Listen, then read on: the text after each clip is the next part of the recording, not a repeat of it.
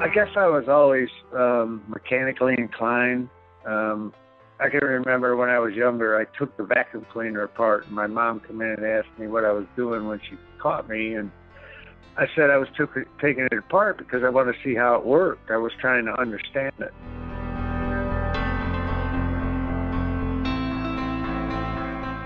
Attention to detail is very big, especially if you're taking something apart. It may be similar, but not exactly the same as something else you've worked on in the past. It may work the same, but there may be some differences. So attention to detail is really important. And nowadays, some of the tools that we have, one of the tools that a lot of people don't even think about is most everybody has a phone and they have a camera on it. So if you take pictures of something as you're taking it apart before and as you're working on it to take it apart, because it's always easier to take something apart than it is to put it back together exactly how it was.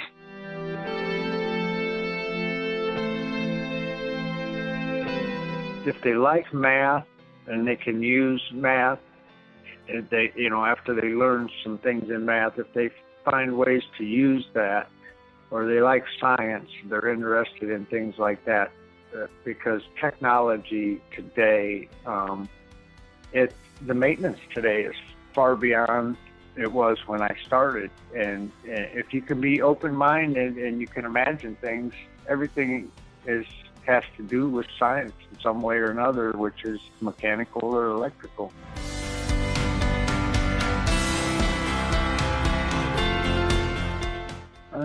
There's actually a couple, but Aerospace, we built Black Hawk helicopters. That was pretty neat to see that, and to not just to look at the helicopter, but to see it taken apart and put together, how it all works. And the locomotives, I built locomotives several times, and that was pretty neat to build them and to get a better understanding of exactly how it works.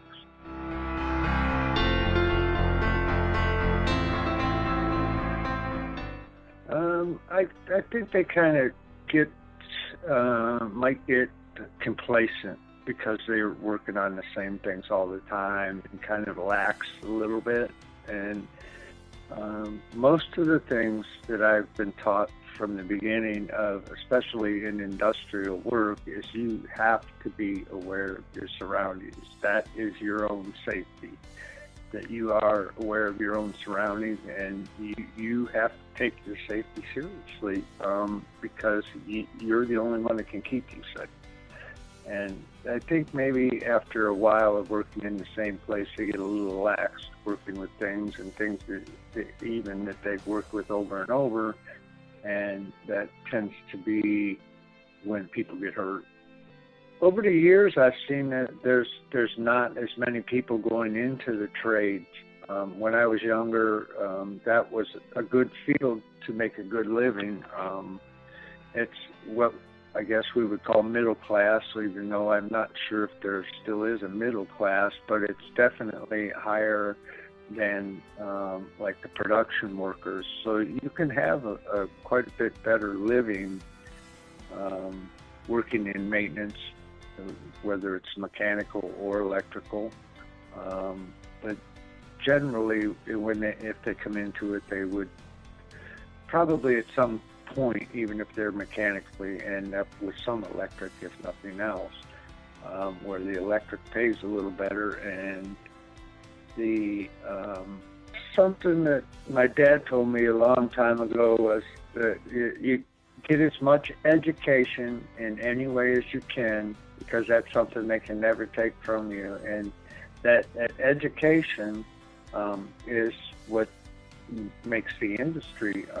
The people who are even at the smaller plants in every little town around, those are people who are educated, but they didn't just learn the things from the book. They took what they learned, and then they used their hands and their minds to expand it.